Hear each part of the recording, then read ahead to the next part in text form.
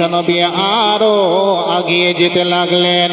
এবার নবীজিকে আরো পাহাড়ের উঁচুতে নিয়ে যেতে লাগলেন। যেতে যেতে যেতে যেতে দেখে কিছুগুলো মানুষকে আকাশের দিকে পাগুলো বাঁধা আছে আর জমিনের দিকে মুখমণ্ডলখানা ঝুলিয়ে রেখেছে। জাহান্নামের ভিতরে কিছু মানুষের পা গুলোকে আকাশের দিকে বেঁধে রেখেছে আর জমিনের দিকে মুখমণ্ডলখানা ঝুলে আছে। এই ঝুলে থাকার কারণে তার নাক দিয়ে, মুখ দিয়ে, কান দিয়ে চিরে চিরে রক্ত বার হচ্ছে। এই দৃশ্য দেখে বিশ্বনবী জনাবে মুহাম্মদ রাসূলুল্লাহ সাল্লাল্লাহু আলাইহি ওয়াসাল্লাম বলেন, মান হাউলাই জিবরাইল, তুমি বলো এরা কারা? কিসের কারণে তাদেরকে আজকে জাহান্নামের ভিতরে উল্টো করে টাঙানো হয়েছে? কিসের কারণে তাদেরকে আজকে লটকানো হয়েছে? কিসের কারণে তাদেরকে আজ পাগুলোকে আকাশের দিকে বাঁধানো হয়েছে?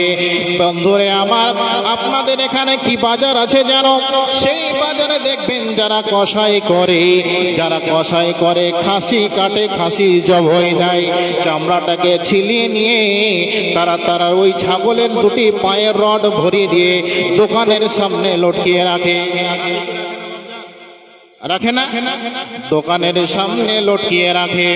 ওই রকম করে জাহান্নামের ভিতরে কিছু মানুষকে আকাশের দিকে পাগুলোকে বাঁধানো হয়েছে আর জমিনের দিকে মুখমণ্ডলখানা ঝুলিয়ে রেখেছে।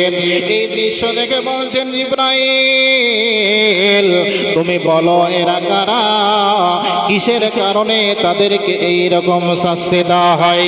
কিসের কারণে তাদেরকে এই শাস্তি দেওয়া হচ্ছে?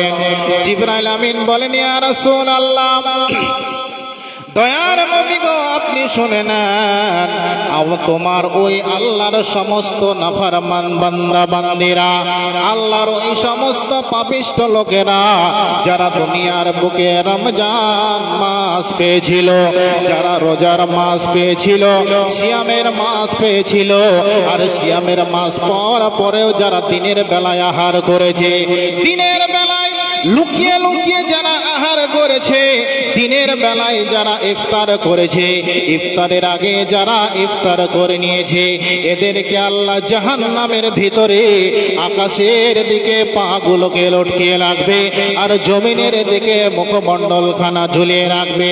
অতএব পৃথিবীর মানুষরে, যারা বেরোজাদার হবে, যারা রোজা রাখবে না, সিয়ামের মাস পাওয়ার পরে যারা সিয়াম রাখবে না, রোজা রাখবে না, এরা কোনোদিন আল্লাহর জান্নাতে যাবে না, যাবে না, যাবে না।